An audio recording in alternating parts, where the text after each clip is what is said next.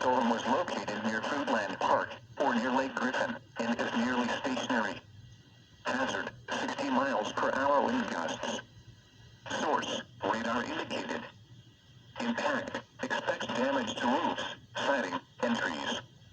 Locations impacted include Leesburg, Eustis, Tavares, Lady Lake, and Mount Dora.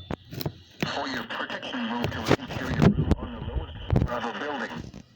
To report severe weather, contact your nearest law enforcement agency. They will send your report to the National Weather Service office in Melbourne. Torrential rainfall is occurring with this storm and may lead to flash flooding.